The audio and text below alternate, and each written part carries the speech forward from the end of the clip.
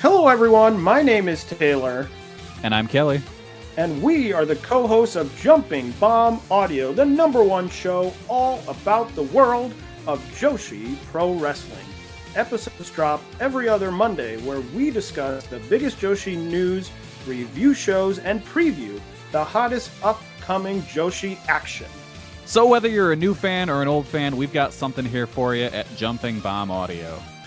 Check us out on the Voices of Wrestling Podcast Network.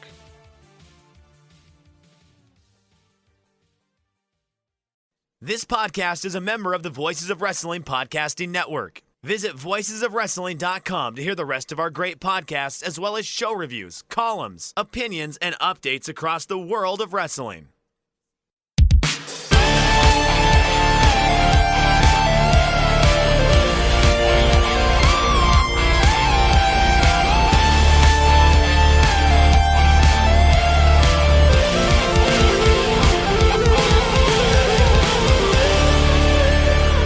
Welcome back to another episode of The Good, the Bad, and the Hungee here on the Voices of Wrestling Podcasting Network. I'm your host, Tyler Fornes. With me, as always, is the king of Scrabble in Kentucky, Fred Moreland. How are you? I'm doing all right. Let's add the caveat, lower level Scrabble, but yes. Just, keep them busy, staying off the streets, as always. Yeah, just staying off the streets. And a great way to stay off the streets is going to be this upcoming Sunday. That's right, baby. Double or Nothing infiltrates Arizona. And I thought about going to this show, Fred, because I'm thinking to myself, okay, a plane ticket to Arizona is probably going to be $200-300. Buy it, see if I can maybe get a media pass for a ticket, which probably won't be able to, but I can try. And then I can stay for free because my sister-in-law and brother-in-law live in Mesa. So I'm like, okay, Mesa's only about 20 minutes to the arena. Perfect, right? Mm-hmm. Seems like a great idea. My brother and sister-in-law are going to be here in about 90 minutes. So I couldn't do that. So, yeah, it is what it is. But you know what? Flying on a plane sucks ass when you are 6'6", 330 pounds. So, and I don't want to leave my dogs. So my dogs are sitting next to me, sleeping, getting ready for all the chaos that is going to ensue. And Fred, let me tell you, I'm really excited about this show. It's a good-looking show, ain't it? It's a good-looking show. It feels like a hot show. Yeah, the promotion has got its act together in the past year, and it's really good. Let's talk about that for a second, kind of big picture, because we haven't been able to be here for a little while. No. Because somebody keeps doing stuff. That's me. Partially because of me, mostly because you decide Scrabble is more important than wrestling, which I don't know what's wrong with you, but that's another episode. I went to the pay window, Daddy. I got myself $175 in prizes playing Scrabble. Oh, I think you froze. This is going to be a fantastic episode, folks. Tyler over here is mid-word, and he's got a real dopey look on his face as a result. I have no idea if anyone's actually listening to me. Tyler is back, baby. That was a weird 30 seconds. My internet kind of fluked. So yeah. I'm going to start here. Okay. Kind of looking at everything AEW has done over the last year to try and fix what the issues are. I really think going back to their roots and completely deviating from a lot of their general concepts that they created in the right before CM Punk left to beginning of 2024. The brochachos shit. We're going to be sports entertainment, going from selling 8, 9, 10,000 tickets for some TV tapings to going down to 1,500 to 3,000. And I really think going back to the roots of, hey, let's just get hot crowds, cool looking venues, and really focus on the meat and potatoes of what AEW's always been. And that is a work rate promotion. Get good wrestlers in the ring against other good wrestlers, consistently have 3.5 to 4-star matches on TV with the occasional 4.5 to 5-star match, and get the feeling back that this is a fun ass promotion. And some of these unique venues, the one that they were at, I think it was in Cincinnati where it was like a couple weeks ago, and it almost looked like Budokan Hall. Yeah, I remember that. Yeah. I don't remember where it was. I know which one you're talking about. Yeah, they've okay, so as a guy that lives in Lexington, Kentucky, I appreciate it when they run RUP. It's very centrally located, easy to get to, don't have to go out of town. I can get there in 10 to 15 minutes, maybe a little longer. Traffic's bad. But the last time I went there, they had like maybe 2,500 people in this basketball arena. And that's just like ensuring that you don't get good reactions. And the crowd that was there was into it. But I mean, it was like a tomb, and it's just way too big for that number of people. And fortunately, they've adjusted to that. And like, yes, obviously, it'd be better if they were drawing, 7,000-8,000 people a week, But if you are, then you gotta keep it going. You gotta adjust, because what's really keeping the company going is the guaranteed TV money, and you gotta at least make your TV show seem, hot and successful. And I mean, obviously a huge part of that is crowd reactions. So I'm glad that they have shifted back to smaller buildings, just so that the TV shows are much more entertaining. Yeah, it feels great to watch AEW again. It's fun, it's engaging, it's entertaining. Like, I still can't believe, just a real quick note, I still can't believe that they went back to the damn Pro Chacho storyline like after Adam Cole's return from injury. Like, that was just insane. But like, I get it, and I don't. Well, they wanted to wrap it up, and I understand that like kind of thought process, but damn, that ain't, of all the ones to just let die, that would have been one. Yeah. I was going to go somewhere, and then you interrupted me, and now I forgot. Good. I'm contributing. This is what happens when you misspell simple words in Scrabble. Yeah, that's right. But I got the double word for it. That's all that matters. Yeah. And I really think some of that, and I want to shout out Case-Low, Open the Voice Gate. His shoot job is working for Q101 radio station in Chicago.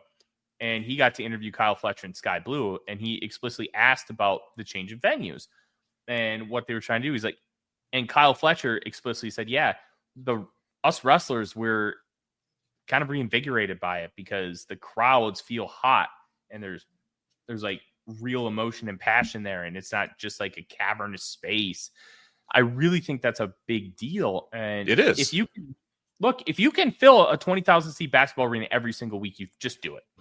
Oh, and then, yeah. You know what? For like collisions and stuff, like, hey, you go to New York City, run Hammerstein, run like a super cool niche show. Like, buildings like that is where you can do super nerd matches, because you can make it feel a little special. Like, there's a local spot. It's called First Ave, and it's downtown Minneapolis, kitty corner from Target Center. It's considered the house that Prince built. And Prince, up until the day he died, he would just call up First Ave, show up for a pop-up show, get 500 to 1,000 people in there, and just play. Yeah. Like, there's something to that. Like, All American Rejects right now, Fred, are going around. And the house parties. They just played a bowling alley in Minneapolis. People paid $5 to get in. That's fantastic. Hell yeah.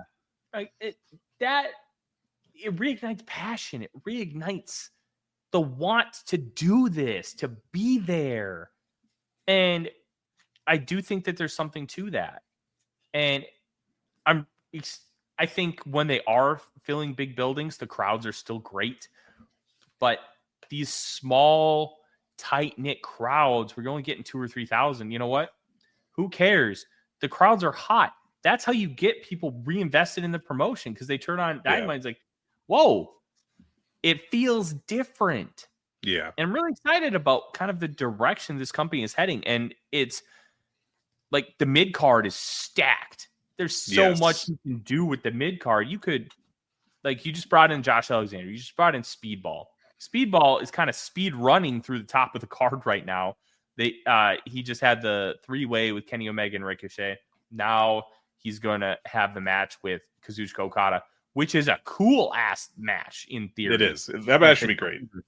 Yeah, but the influx of talent to the mid card. Now you have Gabe Kidd available. That's probably just to set up a match with Kenny Omega at Forbidden Door. Let's be honest here, but there is a glut of guys, and you can just have them work with each other, and people can take a pay-per-view cycle off and keep them fresh. Like, this is exactly where you want to be from a company standpoint. I'm really bullish on what this company is right now. Yeah, it's creative has been very solid. Shows have been very solid, outright good often. And I think that this is the company is far healthier than it was a year or two ago. And it's great. The post CM Punk era, like, that really hurt, and some bad creative in there. And it's funny, I occasionally check out the r/squared circle just to see what people are talking about. Half the time it's like 3/4 this thing just happened on Raw that I don't care about. But I did see someone post a clip of Scorpio Sky bemoaning that he isn't being used, and I'm like, we had a little discussion about this in the writer Slack. I don't know where I'd use Scorpio Sky. Like, at best, I'd have him in the mid card of ROH, I feel like. Mm-hmm. And it's not that Scorpio Sky is bad or anything, but he's not great. I certainly can't say he's great at anything. And he also flopped pretty badly in pretty much every single push he was given. So, like, why would you be using him over, like, say, Speedball or Josh Alexander, or anyone else in this mid card that's feeling hot, like Dralistico just had a fantastic match, that tag with Roosh and Mike Bailey and Commander. And, like, why would you use Scorpio Sky over any of those guys, frankly?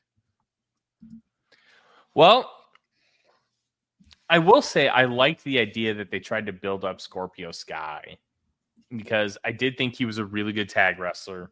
The SCU thing was incredibly over when the company started, but sometimes it just doesn't work, and you just kind of got to give it up. And it's not like Scorpio Sky is bad. He's not bad by any stretch. I think he's good. I like him, but, like, also on Collision, I just finished watching the special Thursday Night Collision. AR Fox was used in essentially extended squash against Josh Alexander, and Jay Lethal was in a jobbers to the star kind of spot on the same show. I wouldn't put Scorpio Sky necessarily above either of these guys. Certainly not AR Fox. I could see the argument for Lethal, but I mean, Lethal is at least, like, super consistent. So I can see why he'd be great for that spot. You know what Scorpio Sky reminds me of? What's that? Ethan Page, former tag partner? Rice. A cracker. Like, just plain, dull, boring, but never bad. Fair enough. And I wish he could be more. He just isn't. So, bro, that's why you're not getting. He's also 42. So, like, there's not any upside there. He is what he is. So, there's that. I think it's time for a heat check, Tyler. Yeah, heat check. With a bonus heat check, because Saturday, in the parking lot of the building they're running in Glendale, the Desert Diamond Arena, they're running Dean 2. And this has a pretty neat card. I'm looking forward to it. Now, I think I heard that it's going to be streaming Sunday, probably. It'll be on a delay. It'll go up on the Ring of Honor YouTube either Sunday or Monday. So, okay. But this card is, we'll just run through it real quick so we can get to the main double nothing pay-per-view card. But we got ourselves Erez and Gringo Loco against the Coven of the Goat. That's Tank and who is the other guy? Jaden Newman, I think, or something along those lines. I apologize, I can't remember who that is. And the list I have just lists the tag team name. You also got Beast Mortos versus Slim J, and I'm going to say that could be really fun because Slim J is he kind of got a bad gimmick when he came in, and just then was never pushed, so that didn't help. But he's a good in-ring guy.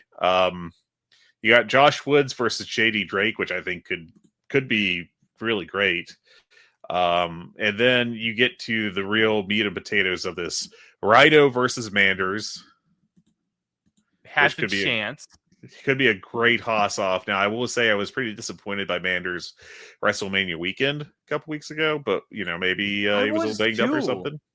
It also could just be like the Zack Sabre Jr. match. Shit just didn't work. Yeah. Sometimes, like with a guy as unique as Zack Sabre Jr., he's got duds, and but they're very rare these days. Yeah.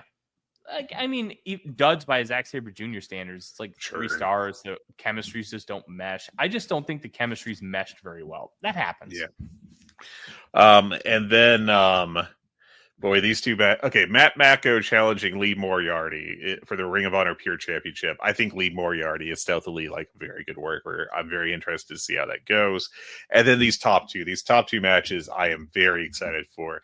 You got a dog collar match between Mad Dog Connolly and Adam Priest. Let's go. Which will be fantastic. I love Adam Priest, and Mad Dog is like so good at these dog collar matches.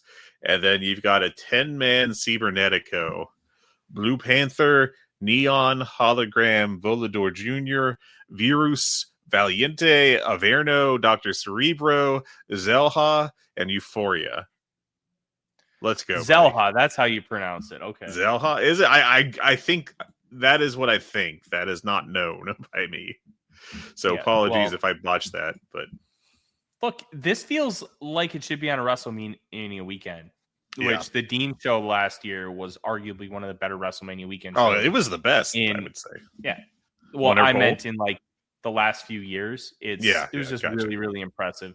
And to do this in honor of him who passed away, I think is really cool. It's a cool gesture.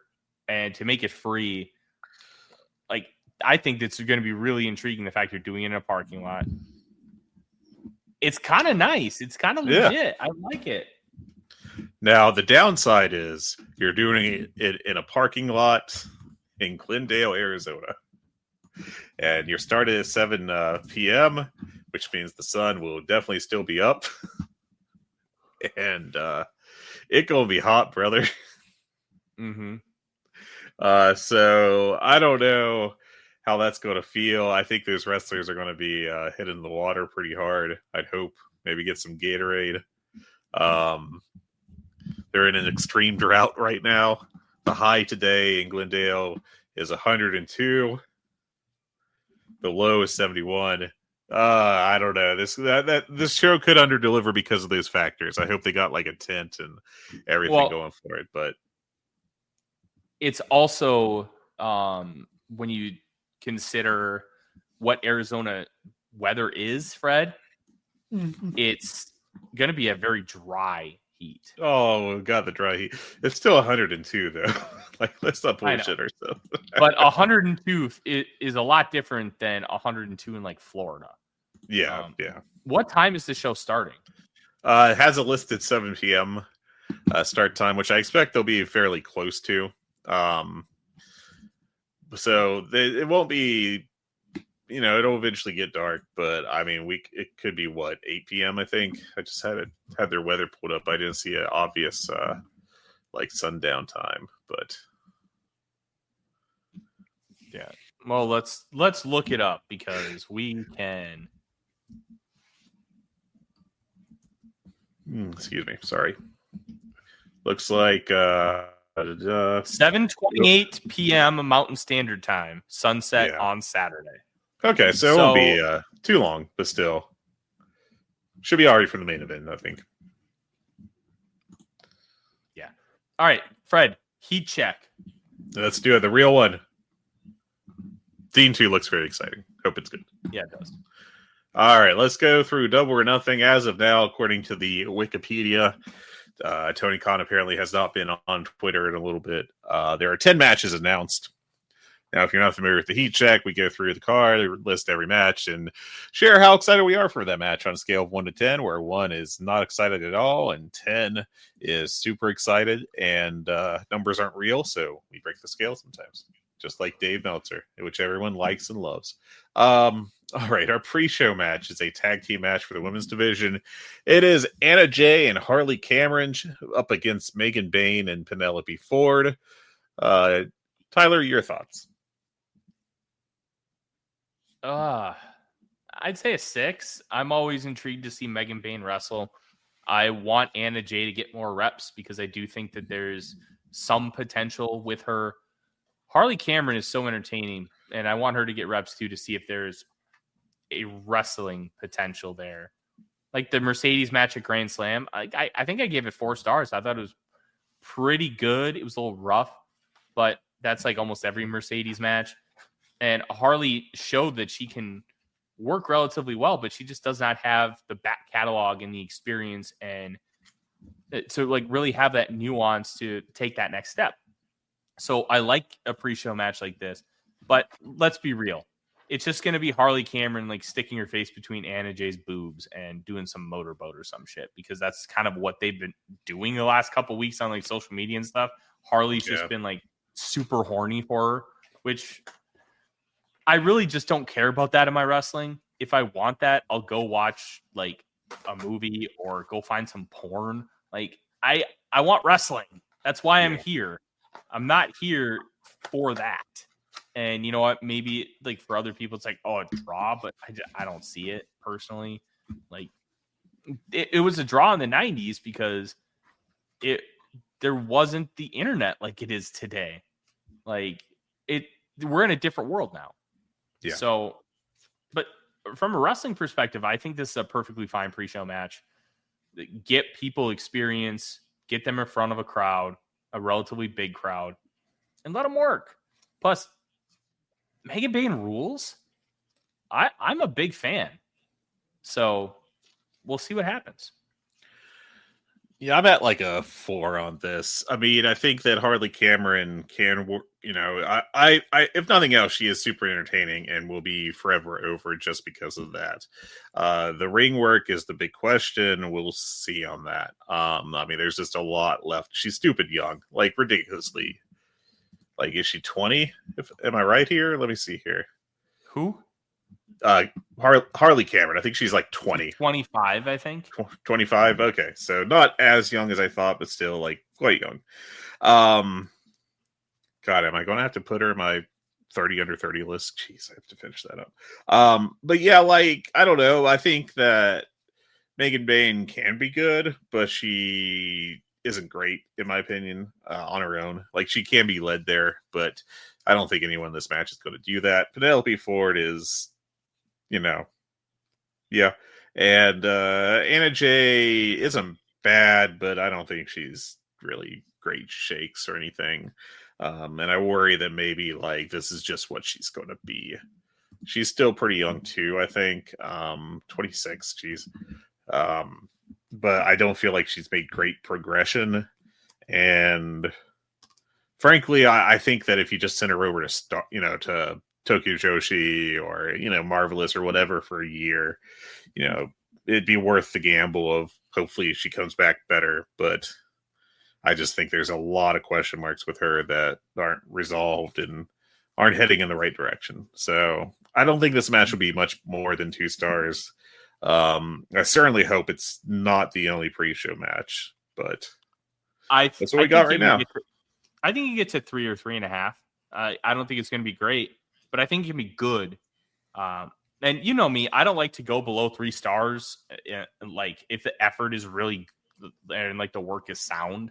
Yeah, but I just don't think the work will be sound, but we'll see.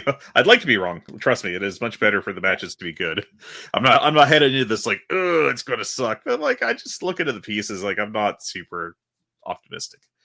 But we'll see. That's the only pre-show match. I do have to think we'll get at least 2 more, maybe 1 more that gets a lot of time and then a squash or something. But So we get to the main card, and we will open up with the finals of the Women's Owens Hart Foundation Cup tournament, which is Jamie Hayter against Mercedes Moné.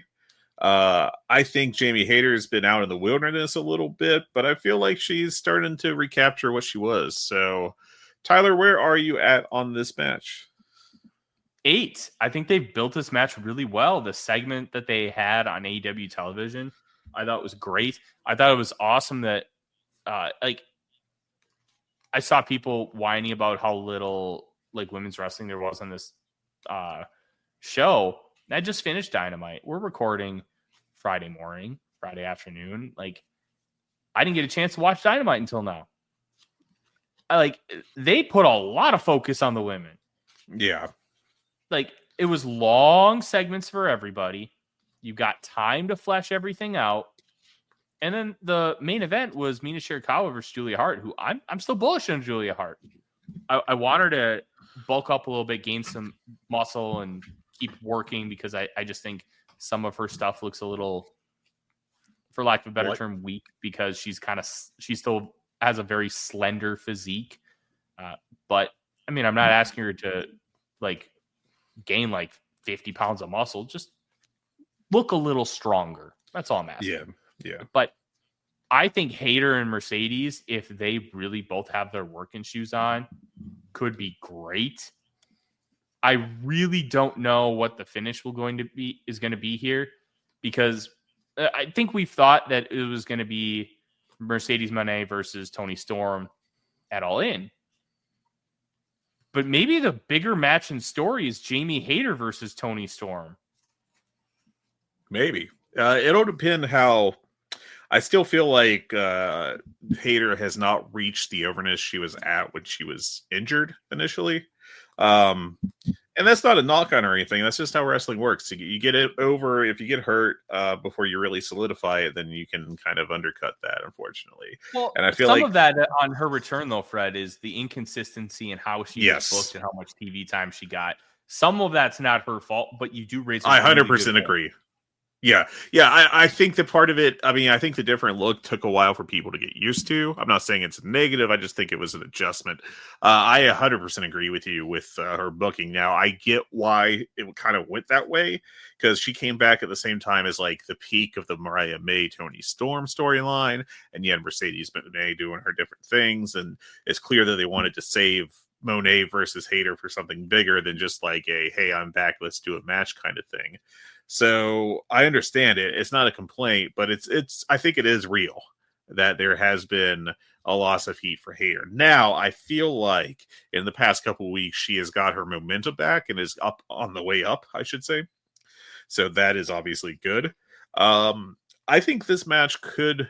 Now the thing is that Moné is a little hit and miss. I think, if you want an example of that, now I don't put the blame on her for this match, but the Reina Isis match was very up and down, and I think Isis blew a couple spots, and from my watching, it seemed like it was more Isis than Moné. But Moné can be very up and down, but I do think this match could peak at 4.5 stars, a truly great match. And let me ask you a question, Fred. Mercedes kind of gives me that, in a similar but also not similar energy of Sabu, where you just know there's going to be stuff that looks really sloppy and botches, and it usually just kind of works. It's not identical 1-to-1, but they give off some of the same energy. I get a little bit of what you mean in terms of the botches. I think Sabu is very different as a worker in general. I get what you mean. And I think there's something to that Moné does work kind of sloppily sometimes, but it's a good sloppy typically. And what I'm trying to say here is that it may not look like the crispest move you've ever seen, but it looks like it hurts. And that works in my mind. If you want everything executed perfectly, I can see why you may not agree. I totally get it. But I think that generally she works really hard, and her stuff looks at least intense, and there's something to be said for that. So yeah, I'm looking forward to this match quite a bit. So I'll go at 8 here. Yeah, I don't even mind if things don't look super smooth and crisp. It's a fight. That's the whole point of wrestling. if it's not smooth and crisp, it almost adds to it because it feels more real. That's the whole point. It's to suspend your disbelief. Yep. But speaking of making it look real, our next match is for the AEW World Tag Team Championship, and we've got the Hurt Syndicate defending against the Sons of Texas, which are Dustin Rhodes and his little adopted Cody Rhodes surrogate, Sammy Guevara. I want to shout out whoever said that Sammy Guevara just looks like a dollar store Cody Rhodes, because that was one of the funniest things I'd ever heard. And Poor I Sammy. saw it. I saw it before I saw that comment before I saw Dynamite. Yeah. Hell yeah. Tremendous comment. Oh, man. Sammy sure has had a fall from grace from the not very good and somewhat of a failure for him, Pillars of AEW storyline to like not even being allowed to really talk next to Dustin Rhodes, who Dustin Rhodes is a great promo, don't get me wrong, though this Dynamite he did not get a great promo. But generally speaking, he's a tremendous promo. And I like Sammy Guevara as a worker. I know some people will crap on him. I think he's a very good high flyer based worker, and I think he has very good like little shithead energy. Like he's a good heel. I just don't think he's got any juice right now. He kind of got sent off to the hinterlands of Ring of Honor with Dustin Rhodes, and like they have not done anything notable there. Other than, be the tag team champions, obviously, but I haven't heard a single person be like, "Oh, you got to check out this match they had." Like, Ring of Honor is just cold as cold. Cold can get. Like right now, it's just a really not a great spot right now for that promotion or that brand or whatever you want to call it. But that's another conversation for another time. My thoughts on this match. I don't expect a whole lot. Like, I think Dustin can still go a little bit, and Sammy, I think, is actually a good worker.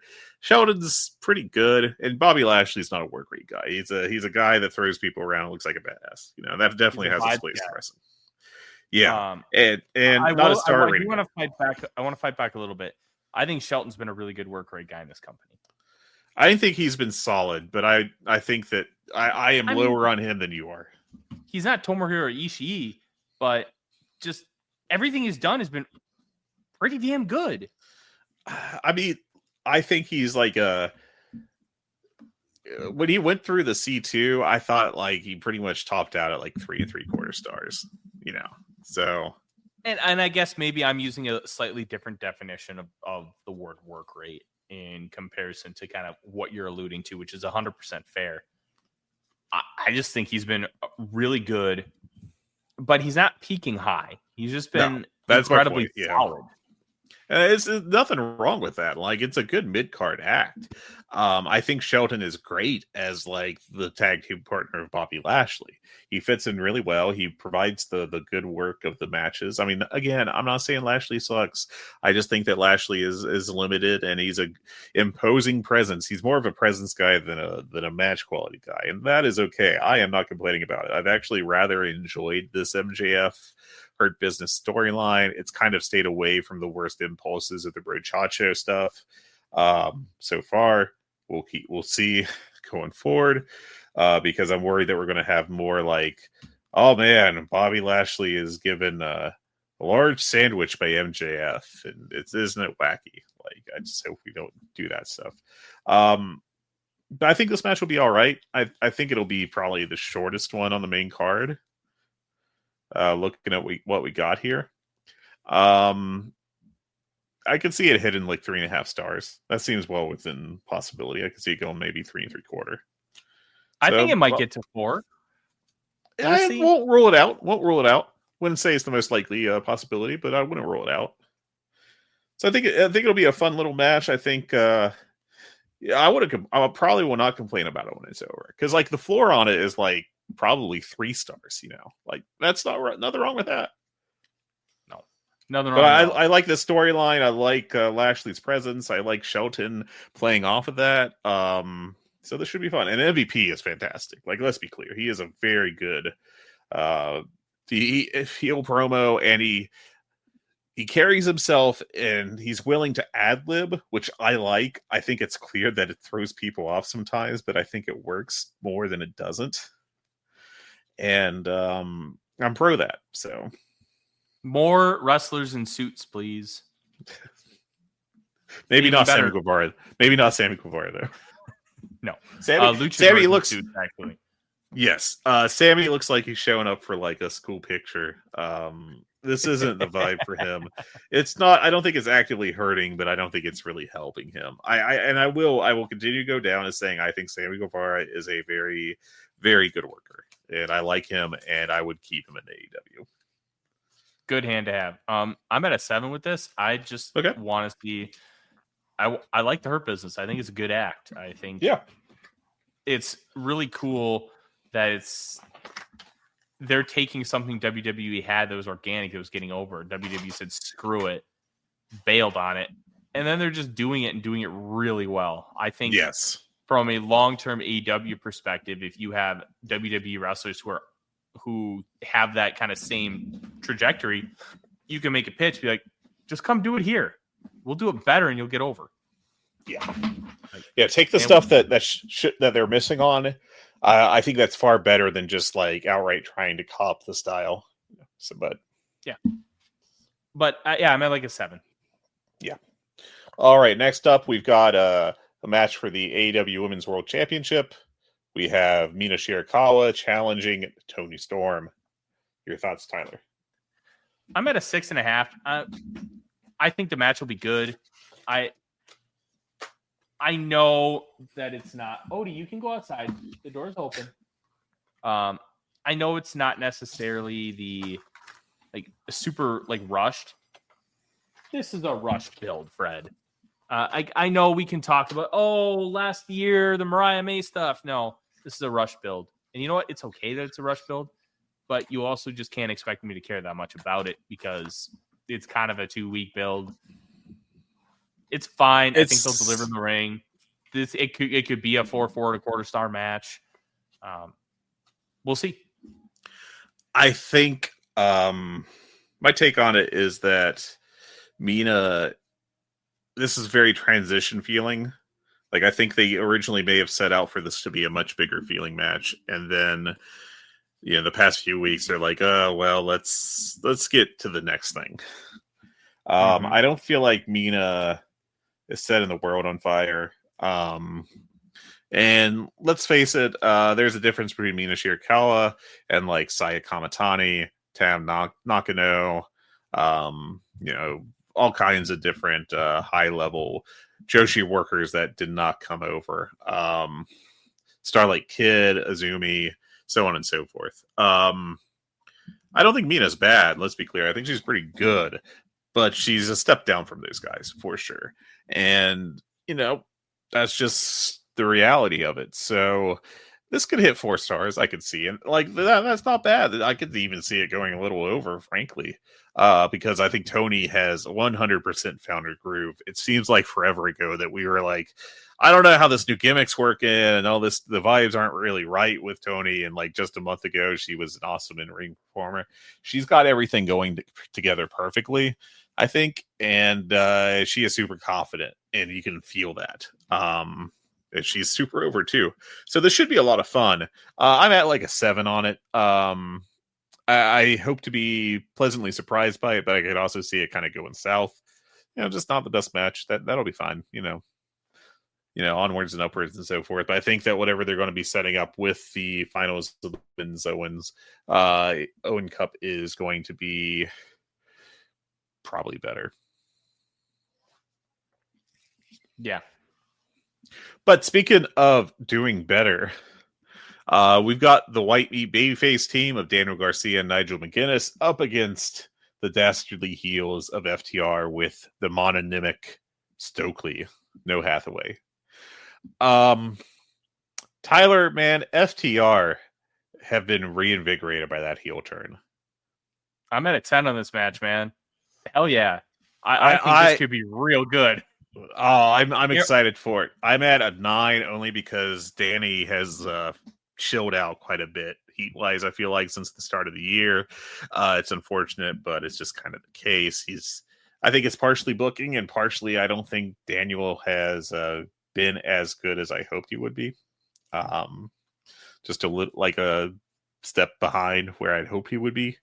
To the point that I'm wondering, like, if it would have been better for him if he did jump to NXT back when that was a talking point. But I am also a sucker for the former wrestler, heel color commentary guy sticks up for the babyface lead announcer guy storyline. Like, that's such good stuff for me. I like how they've had Nigel do his business with this angle. And I mean, FTR are phenomenal heels. Like, they're really, they are in the zone right now. They're doing great performances. It is really good stuff. And I think that, FTR is so good in the ring that I could see this match like really being great. And it's not that Daniel Garcia isn't good. He is. I think he's quite good, actually. I think he was my top 50 last year. And it's not that Nigel McGuinness can't still go some. I think he can. But it's really going to be like, how on our FTR? And I could see FTR virtually single-handedly taking this up to like a really high level. So I'm very intrigued to see how it goes. They could go the other way and make this more of a story match. Once again, not a bad thing, but it just would be less of a match quality thing. And that's okay, I think, in this circumstance. But, you know, I'll go down as I'll put myself as an 8 here. We know where things are at right now with FTR. What's the long-term plan here? Is it FTR Hurt Business? Is that what we're working toward? That's really the thing that's really throwing me off with like projecting the future path of the Hurt Business is, what is the MJF stuff going to be? And, you know, there's an obvious parallel. I'm going to move my mic here, so apologies if there's like a bunch of terrible noises here. Now, you could end up with like MJF stabbing the Hurt Business in the back to form a heel group with FTR, and maybe we get like the Pinnacle. I think it was the Pinnacle group that they were several years ago with Stokely that died on the vine. Like, they formed it and then like instantly they're like, well, we're not doing this. And that didn't work out great. Or actually it was Tully and not Stokely for that group. Sorry. I was thinking of the Firm that kind of died on the vine as well in the MJF orbit. But I don't know. I really don't. I guess they could just be like the mean heel team away from the Hurt Business orbit. You know, there's no real necessity for them to rush towards the titles, I guess. But I like what they're doing. As long as they're getting featured, I mean, I think it'll be a boon to AEW TV because I think they're just a great act right now. And I think Stokely's added pretty nicely to it. Yeah, he really is. I'm excited. I like everything ATR is trying to do. It's great. All right. Next up on the Wikipedia match listing is a stretcher match between Mark Briscoe and Ricochet. Tyler, I am a little trepidatious about this just because I have seen far too many WWE stretcher style matches and ambulance matches that are awful. Now, it felt like there's always involved either Kane or Big Show or maybe both, which is not really going to put the wind beneath my wings in match quality terms. But no. You know, the way they approached it was always a really dumb gimmick, and it was never really good. Never even average most of the time. But I mean, it's Mark Briscoe and Ricochet, and these two guys rock. And I have to think they're going to approach it a different way. So I am cautiously optimistic here. I'm going to check in at 8 because I think Ricochet has been a fantastic heel in AEW. I think Mark Briscoe is a fantastic babyface and underutilized. I mean, he's used on TV a fair bit, but he isn't pushed as much as I would have him in the main event scene, or at least hovering around it. Instead of like the babyface's best friend that shows up to, you know, fill in a 6-man tag. But that's where I am on that. Tyler, your thoughts? Man, I'm at like a 9. This is kind of giving me, and I think somebody said it, like this is almost like a Sabu kind of tribute match. I could see that. Mark Briscoe is going to deliver. He's gonna bleed buckets. Oh, he's crazy. He's gonna bust his ass. I think Ricochet is gonna work incredibly hard.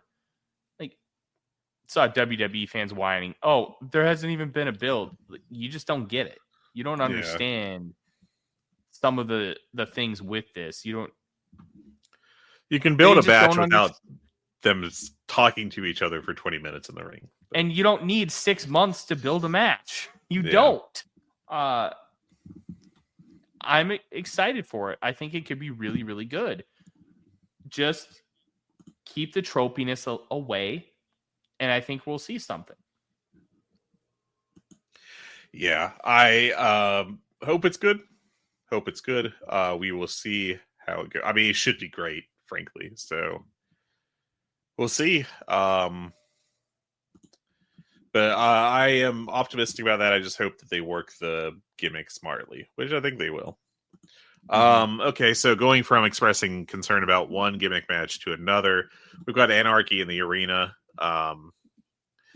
which is going to be teams of 6, so 5 men and 1 woman per team. You've got on the babyface side Kenny Omega, Swerve Strickland, and the Ops, Samoa Joe, Powerhouse Hobbs, and Katsuyori Shibata. And Willow Nightingale facing off against the Young Bucks and the Death Riders. So you got Moxley, Claudio, Wheeler Yuta, and Marina Shafir. You don't have Gabe Kidd in this match. So I fully expect him to run in at some point. They got the junior, the best of the Super Junior tournament going in New Japan. What are your thoughts on this one, Tyler? Are we sure Gabe Kidd's not in the match? I know the match graphic that they showed on Dynamite did not have Gabe Kidd, but then Gabe Kidd shows up at the end of Dynamite. I think Gabe Kidd's going to be in the match, and I'm calling the return of Eddie Kingston on Sunday night. That would be a nice way to bring him back. Timing wise, it makes sense. He had surgery in like June or July. ACL recovery for a standard athlete is minimum 9 months. He had a broken leg along with that. How much does that complicate things? I don't know. But Eddie's also a little older, and he's also more out of shape, which can also complicate things a little bit more.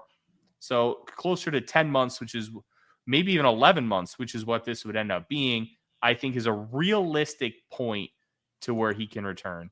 And the pop Eddie Kingston would get. Fuck Darby Allin. You get Eddie Kingston, you give him that title. Like, I don't care about the Darby stuff. Who cares? Give it to Kingston. Because I think it would work so well within the story of Eddie. It would work well with the story of Jon Moxley. And I think it'd be great. I think it's going to end up being Hangman Page or Will Ospreay, but you can't rule it out. Yeah. This could be really, really good. I'm at a 9.5. Every time I see Samoa Joe, I want to just go back in time to everybody who ever booked him like shit and beat them up. Samoa Joe Samoa Joe's 46 right now. If you were 15 years younger, this guy would be a top 5 star in the world today. Wrestling blew Samoa Joe. Yeah, it is amazing how poorly he was used for so long by TNA and WWE. And it's like, how do you mess this up? Like, it's booking malpractice. But now here's my concern here is I think that we've gone to basically it's double or nothing time. We have to do an Anarchy in the Arena, and I hate that. And I think the worst part of it is I don't really have an issue with it being used with this angle they're running, but the fact that it's become annual is making it feel like a real WWE Hell in a Cell kind of thing, which is not good in my mind. And I agree. At least it's well built, but the construct of having to be here does suck. Like, why does it have to be always at double or nothing? And why do you have to do one a year? Like, you should save it for when it's needed. They kind of forced it in last year, which was not to their benefit. I mean, that was at the peak of like the bad elite storyline, and then they just kind of slapped a babyface team together of Darby Allin, FTR, and Bryan Danielson. I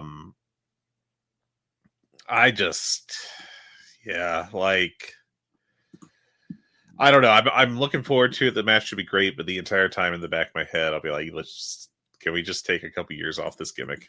You know. Mm-hmm. No, I agree. It's tough, but I do think that this has been incredibly well built. So I'm excited about it. Coming up next, we've got Mike Bailey challenging Kazuchika Okada for the AEW Continental Championship. And this should be a good one. What do you think, Tyler? Tyler just bailed on me. No word of warning or anything. Just ran away out of fear of Kazuchika Okada possibly flipping him off. Well, I'll tell you how I think about it, dear listener. All 10 of you. That may be optimistic. Yeah, I'm looking forward to this match. I think it should be a lot of fun. I think Okada can still go in the ring some. I think he's lost his vibes, though, which is a big concern, I think. I think he's been a kind of a disappointment since coming into AEW. But I'll tell you who hasn't been, and that's Mike Bailey. And Mike Bailey has been working his ass off, having great matches regularly. And I think he could help this be a truly great match. I'm still a little trepidatious just because it is Okada in 2025. I don't think he's working particularly hard. We'll see how much he puts into this match. But, you know, I mean, even with modern Okada, it's still like he's having 4-star matches pretty regularly when he is working. So I can't really be too negative about that. So I'll drop in at a 7 on this one, and we'll see whose work effort, whose effort, I should just say, at working wins out. Tyler, your thoughts on Bailey challenging Okada? I'm at an 8. I think this could be really fun. I like the clash of styles, but the clash of styles could also end up being bad. So we'll see how things progress. But I'm intrigued. The reason why I had to bail is because Marzipan, our new Boston Terrier rescue, decided to destroy a chair outside. I could hear pulling. I'm like, that doesn't sound good. Well, we've been introducing bones. And, well, when she doesn't have a bone, she's still a puppy. And, well, it is what it is. But I think this could be really, really good, really intriguing from that perspective. And I'm excited, Fred. I'm really excited to see how this ends up kind of working out.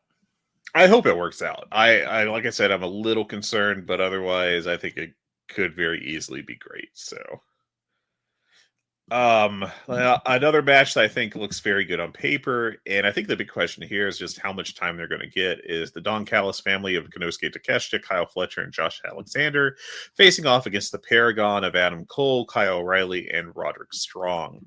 I think those are 6 great workers, or 5.5 if you want to be mean to Adam Cole. That's not a height joke. That's just I think he's the weakest guy in ring of these guys. But I think there is a concern here that this match will be shortchanged for time, because outside of, I think, the I'd have to say the men's tag match, I think this could be the second shortest on the main card. But I think this could be a great match if allowed. So I'll check in at an 8 here and hope for the best. Tyler? I'm at a 6. I don't want to see Adam Cole. The rest of that match looks spicy, but Adam Cole, I'm so over that skinny little gamer. I'm sorry. I'm out. I'm not completely out on him, but I do think he's in a very tough position in AEW right now, and it's kind of interesting because they're still trying to position him as a big deal, and I don't know if that's really taken. But no, he's not. But yeah, I mean, there are a lot of good wrestlers in there. Yeah, it could be good. Let's find out. I don't think Adam Cole is bad. I just think he's kind of a little played out at this point, and I don't know what you do with him. It's a very curious situation. He just is what he is, and I'm over him. I'm completely over Adam Cole.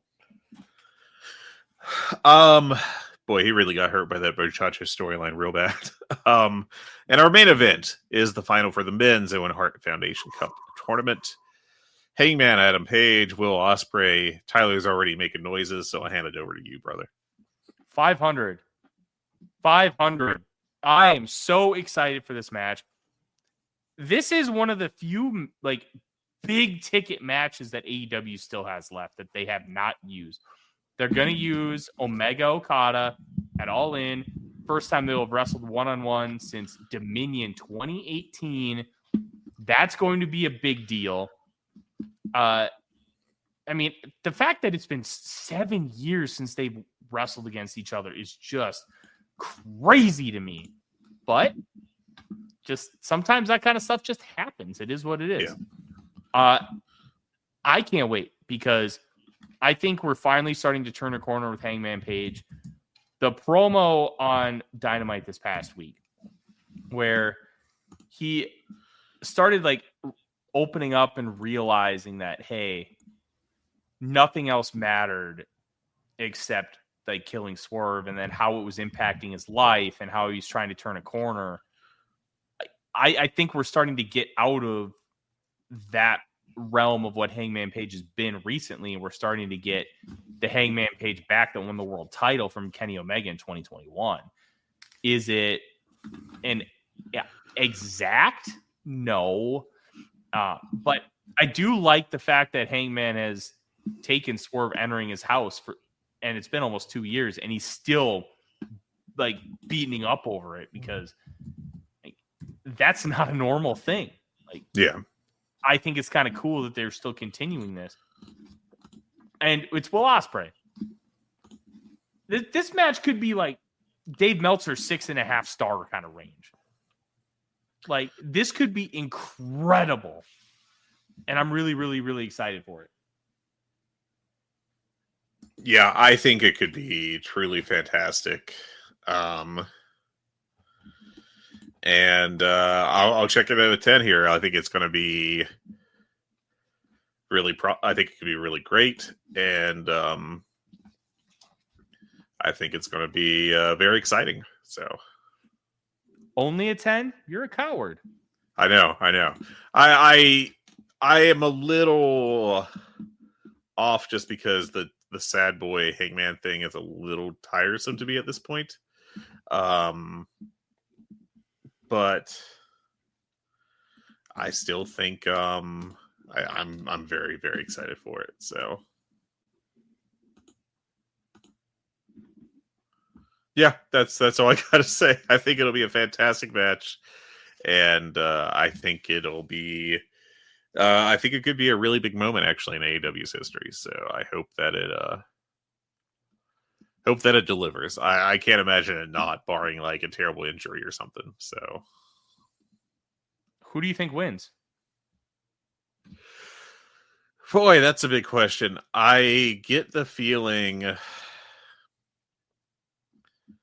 I think they're kind of setting it up for Ospreay to win, I think, given the way that they talked. So I get it. I think that it's probably going to be an Ospreay win. I cannot rule out Hangman Page. No, I don't think you can. I don't think you could easily have Page win this. I just don't get that vibe. So, it doesn't seem like it's going to be that. But I don't know. I could have a bad read on it. I think it leaves it up. I think it's a big question. Who does win? But I could see them pulling the trigger with Page. But I just get the vibes it's going to be Ospreay. And, we alluded to this earlier. I think waiting for Darby Allin to come back to make him the champion and not go with, Swerve is over, Page is over, and Ospreay is over. I don't think you can go wrong with any three of them. And I think that they're all superior options to Darby. I think Moxley has turned the whole Death Rider thing around once they kind of just became like generic heel group, that hates everyone rather than, we're going to change the company and then not really do that. So I don't know, man. I'm optimistic for it, but I just hope that it pays off. Me too. I'm excited for the show. I probably won't be able to watch live. I'm actually going to be the Minnesota State Fair does like a kickoff every Memorial Day weekend, and it's like one of my wife's favorite things, and her birthday is next Thursday. So we're doing that, and I think it'll be good. The show will end the kickoff thing, but I'm really excited to kind of watch it probably Monday or Tuesday. And I think the show could be great. If everything lands, it has all-timer potential. Yeah. But it's a big if having everything land. So we'll find out. Yeah. I think this will end up being a very good show. I think the question of if it's going to be like an all-time pay-per-view is up in the air. But I think it's within reach, I should say. Yeah. Fred, that's our show. That is our show. I hope everyone enjoyed, and I hope you all have a great weekend and enjoy the pay-per-view. Yeah. And we will be back next week, hopefully with a review of the show. And maybe if Fred and I can work it out, talking about the 30 under 30 and the AEW candidates. I think that would be a really nice addition. For those of you that don't know, here at Voices of Wrestling, we do a top 30 under 30 list of every wrestler in the world. If you are under the age of 30, as of, I think it's June 1st, 2025, then you are eligible for this list. Every wrestler in the world, whatever promotion. And we get a wide variety of opinions. Those who watch a lot of Joshi, those who watch a lot of Lucha, those who watch a lot of American, those who watch a lot of European wrestling, to include their voices in here because we want to get as comprehensive of it as a list as possible. And last year, it was a huge success. We're hoping that it will be again this year. And Fred and I will talk about the AEW candidates, which there are surprisingly not as many as you might think. And we'll kind of give lists of people who we think are going to be right at the top, and it'll be a good time. But until then, please give us 5 stars. Tell us what word Fred will misspell in his next Scrabble tournament. And we look forward to reading those. We look forward to having you back next time. I'm Tyler. He's Fred. Enjoy Double or Nothing. Oh, take care. Hello, everyone. My name is Taylor. And I'm Kelly. And we are the co-hosts of Jumping Bomb Audio, the #1 show all about the world of Joshi Pro Wrestling. Episodes drop every other Monday where we discuss the biggest Joshi news, review shows, and preview the hottest upcoming Joshi action. So whether you're a new fan or an old fan, we've got something here for you at Jumping Bomb Audio. Check us out on the Voices of Wrestling Podcast Network.